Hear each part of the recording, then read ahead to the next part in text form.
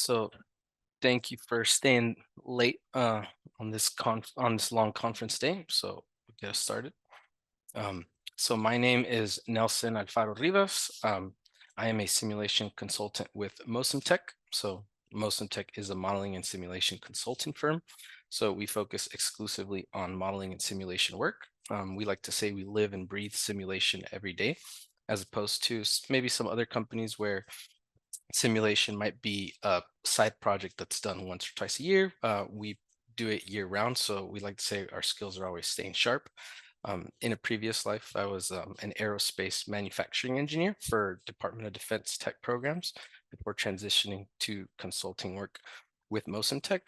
Since I've joined the MOSIMTEC team, I've enjoyed solving business questions and providing mentoring services across a range of different industries, from retail and fast food to supply chain and logistics, even from nuclear manufacturing and mining. So just a host of different problem spaces. So never really know what you're going to get. Some days I could be modeling a drive-through or could be doing picking operations in a warehouse. So let's move on to this project. So due to a non-disclosure agreement, so NDA, I can't share the exact client, but for this case study, our client was one of the largest convenience store chains in North America. When I say largest, I mean over a thousand stores. So in the industry, convenience stores are known as C stores, and it's a large industry. So there's over 150,000 C stores in the United States. And this project, like many other consulting projects, started because our client wanted to increase revenue. So generalizing a little bit, 80% of C stores are selling fuel. And for those stores that are selling fuel, that fuel constitutes about 60 to 70% of that store's revenue, but fuel is low margin. So what a lot of these C stores want, what they desire, is to entice customers to enter the store and spend money on the higher margin products that are inside. So traditionally and historically, the industry called the inside products smokes and cokes. So tobacco products were high margin, and so were soda products. But reality was that anything from chips, candy bars, all that was typically sold. But in the modern age, the younger demographics aren't really buying as much of tobacco or the other foods that are seen as junk foods. So the younger clients kind of are demanding healthier options. So our client responded by pivoting to selling fresh foods, and that's been kind of a common theme across the C-store industry, appealing to younger clients. And it kind of works out well for the C-stores because the fresh food products are typically higher margin, so that higher margin makes up for declining revenue from other product categories. So the fresh food gives people a reason to enter the store instead of just leaving at the pump. And at least here in North America, these C-store chains are learning from other chains in Europe and Asia that have successfully implemented fresh food sales. Um, and yeah, so let's get started kind of talking about some of the challenges. So that's a little bit of the motivation, but actually pivoting and making this a reality, it's hard. Just the scale of our client makes the problem complicated. It makes everything complicated. So there's hundreds of stores with different layouts and vastly different volumes and clienteles. Just to give you an example, how do you even begin to compare a store that is in metro New York City with one that's in rural Kansas? Even when you're trying to, from layouts to customer volumes, and even when you're trying to decide, all right, I'm going to sell fresh food. Well, the type of fresh food you sell in, let's say, New Orleans is going to be different than something that you would offer in San Francisco. So that's going to affect everything from the equipment that you're going to choose. And then let's say simplistically, all of your stores were to need the exact same equipment, where do you go to get, let's say, 1,500 ovens off of the shelf? Even just procuring that equipment is a logistical mountain that needs to be climbed. And then even then picking specifically the operational challenges of new equipment. So part of the effort for this for equipment was higher quality fresh food. So think, hey, replacing maybe microwaves that were being used in stores with air fryers. So yes, it's higher quality, but it's also slower operationally. So you might it presents its own challenges that are concerning. Um, and then on top of that, our in the effort to modernize, our client was introducing an app and a loyalty program. So not just introducing new food, but committing to availability of this food via delivery partners like Uber Eats and DoorDash, which adds additional complexity in a time of uncertainty. And then lastly, one of the other features that they were excited about was the introduction of customer self-checkout. So think of that almost like a scan and go functionality, which they were touting was going to be convenient for customers. And they were saying that the goal would be to save labor for cashiers. So, hey, if the customer checks out, that's a customer that the clerk does not have to check out. So those are some of the just the first challenges, but additionally, other challenges are just a little bit more abstract. So on the customer side, I I've never personally heard somebody think, oh, say, oh, hey, like where am I? I think a gas station is my first go-to where I think of getting fresh food. So the reality is, at least here in North America, after years of seeing hot dogs, pizza, chips, that perception, it's kind of hard to undo it. So part of the reason why they were introducing the app is to offer promotions, offer specials, and get people to rethink about that perception of what kind of food is being sold in these C stores. And then lastly, and probably one of the hardest parts of this project was kind of garnering support from franchisees. So, and part of the background about this client is as a corporate entity, they each of the stores is essentially independently owned and operated by franchisees um, who operate under the client banner. So just to give you a number, 50 to 60% of these stores are franchised by a single store operator, meaning that those single store operators are not running multiple stores. They own one store, and that's usually how they make their living. They're usually working in the store. That store provides their livelihood. A lot of times they have family members working in the store. They're hyper focused and they're protective, right? That store, they're in there a lot of times 7 days a week. So just overall describing the challenges of making this fresh food initiative work. It's a monumental effort, multi-year long. So where does simulation come in? So simulation is a good tool for this project because it helps, it's uniquely positioned to address the randomness and variability. So between customers, employees, all kinds of different operational complexities.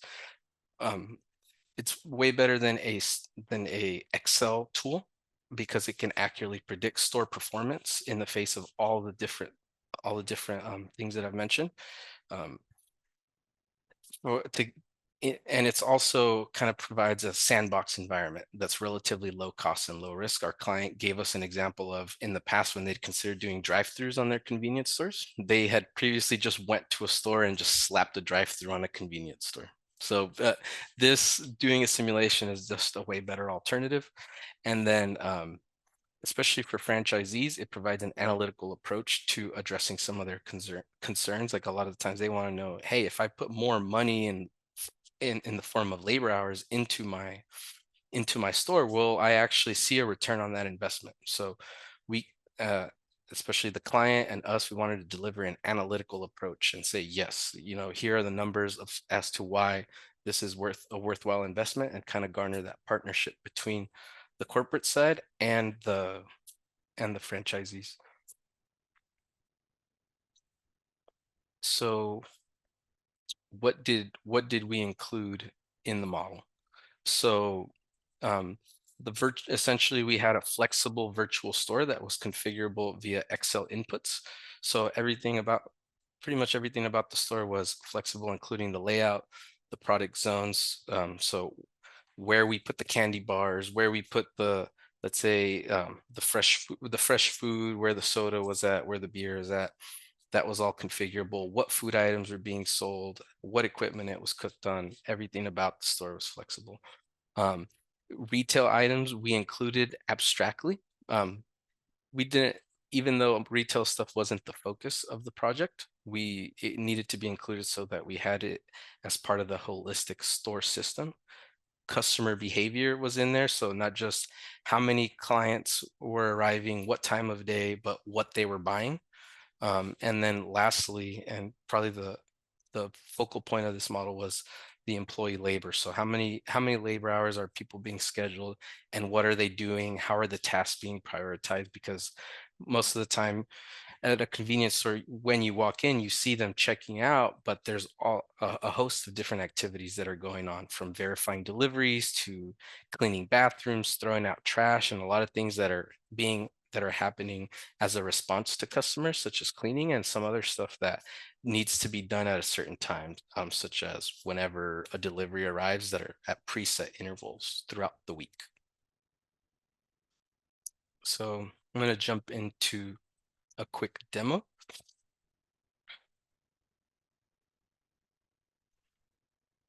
So to kind of orient you in this generic C-store, this is the front door. The blue dots behind the counter are the employees, and the green dots that are kind of coming in and out are the customers. So this is essentially center of store, where you'd find the traditional chips, candy bars, some all those salty and sweet snacks. On the right is the fridge of drinks, where you would see beer, sports drinks, isotonics, sodas, and then a back wall of fountain drinks, coffee, and then some other food items and food items up here. And then kind of back here is a kitchen and extra storage area. So in this view, you can kind of see what I wanted to mention, why we picked AnyLogic. So in this overhead view, AnyLogic especially shines with the power of the pedestrian modeling. With the flexibility with our Excel inputs, we could change the layout, and then we were able to add in walls under our equipment and under our merchandising, so that pedestrians are not walking through the shelving, and it was realistic. We were able to, all on our product zone agents, to keep track of queuing and wait times, and all the different statistics that our stakeholders cared about. Additionally, it allowed us to identify kind of hotspots and congestion. So one of the things that our client was interested in had to do with how they were going to remodel and redo some of their coffee stations, because traditionally a lot of their stores were on drip coffee, so just like the regular coffee machines, but they're moving towards fancier bean to cup machines, where it might have like Colombian beans or light roasted beans or decaf. And so those are nice for the client, but they're going to take a lot more time, cause more congestion in certain areas, and the client wanted to make sure that there wasn't going to be any kind of issue. So that's where the pedestrian library and the flexibility of AnyLogic helped out really, really, it worked out really well. So once again, can't really share specific numbers because of our NDA, but when we went to identify the meaningful the outputs, it was a collaborative exercise. So we went and actually were talking with the franchisees, and we know that they care about, because they're in their stores constantly, they care about labor hours, they care about how long the line is, how long customers are waiting. They have typically a very down to earth view of success, like very front and center, versus our client, the franchisors. They were a little more interested on, well, how did the fresh food initiative actually end up working out? What was, you know, was the food making money? How much waste was there? Were there any stockouts? How disruptive was the fresh food and making that fresh food to the rest of the operations within the store. And then lastly, as the project was going along, and because there's so many different layouts and a lot of questions around that, and the equipment and architecture team, they wanted to see, well, how well is the cooking equipment performing? Was the holding equipment big enough? Or were there any congestion points? So all those different things we were able to measure. We did export results for easy viewing into a Power BI summary dashboard. So this is just dummy data, so it's not real data, but provides a view of how the client can kind of slice and dice some of their output data for ease of understanding. We worked this out with them, so this kind of aligns with how they're used to seeing their KPIs. So this kind of mirrors this simulated these simulated results, um, mirrors how they see their actual data from their stores. And it's easy to understand because we went through all the metrics and made sure that they were defined as in the same way that they are in real life. Um, so before we jump to the final findings of this, wanted to kind of mention the importance of some of the learnings that we had along the way. So learnings from the journey. So um, one of the things that wanted to highlight is that we were able to build quite a bit of trust with the franchisees just by communicating a clear understanding of the pain points, being able to relate to them.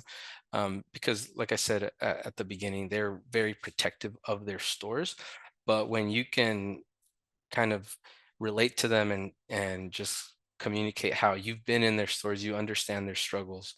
When you can tell them about how, hey, I understand that mopping a floor is not the hardest thing in the world, but when you're being interrupted 20 times, it becomes a hassle, and it can be a lot more difficult than it seems. So once you can relate that to them, then they're trusting, and then once they have that trust, their wheels are spinning, and the franchisees were actually very strong advocates for simulation because once we explained what we were doing and had their trust, then they wanted to know, oh, well, how can we use the simulation to experiment with different schedules? How can we experiment with our different menu items, and how can we they were full of ideas, so that worked out really well. And then the other thing is that just along the way, investigating different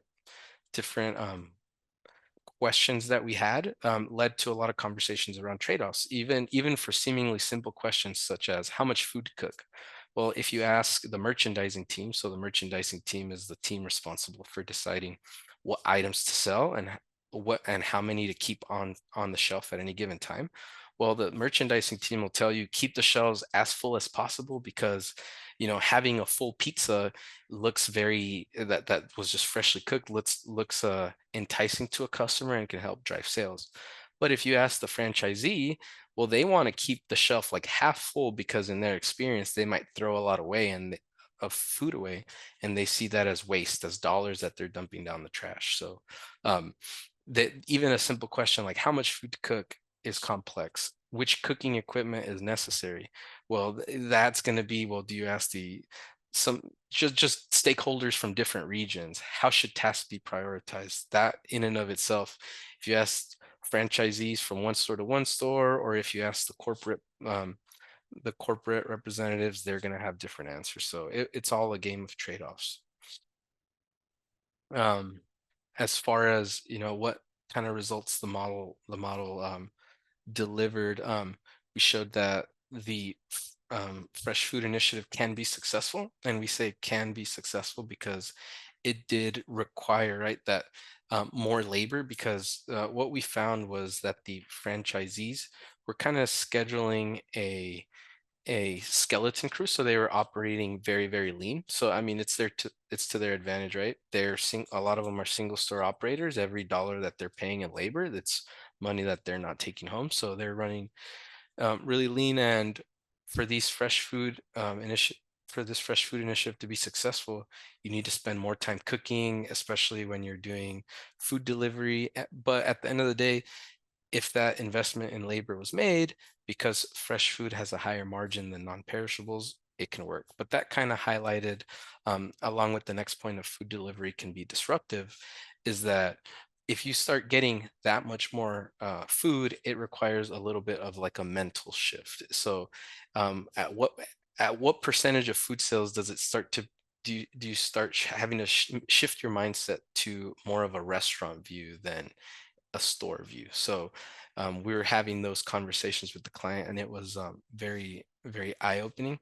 So yeah, food delivery can be disruptive if you have a ton of orders that all come in at the same time. So that's one of the discoveries that we had. And then lastly, self-checkout didn't have the impact that they hoped throughout the whole day, specifically because in the mornings, in the mornings, self-checkout worked great, but in the evenings when a lot of sales are tobacco or alcohol, and just due to regulation, they have to check identifications for clients, so those sales are not eligible for self-checkout, and therefore um, those customers, even though they could theoretically use the app to do a self-checkout, it didn't work quite as well as they expected. So yeah, so before I go to my final questions, just wanted to say that yeah, this is a monumental effort by our client to just essentially transform their business.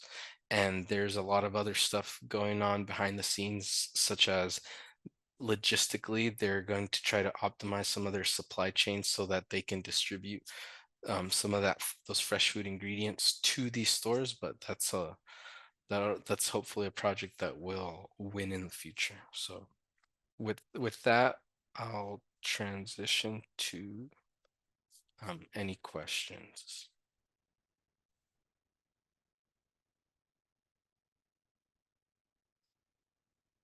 Let me see if I can get my.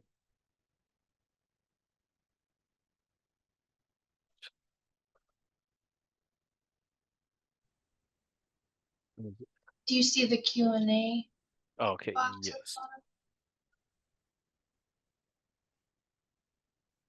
bottom? How are the findings distributed to respective uh, franchisees? So as far as this, so where we left it at the project, so this is still kind of an ongoing effort. So the goal would be to demonstrate this as at one of the annual meetings for the franchisees.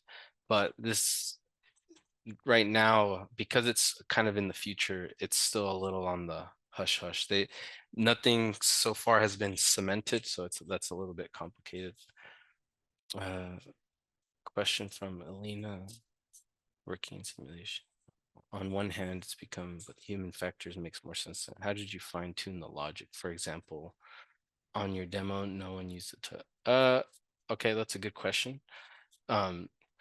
So we actually we actually had inputs specifically for customers that may come in and only use the toilet and have no purchases, or we might have so one of the things, so we ran the simulation across a whole week, and we use kind of an average store, but there's so much variability. Like if you're by a subway station or something, that one might have a lot more foot traffic.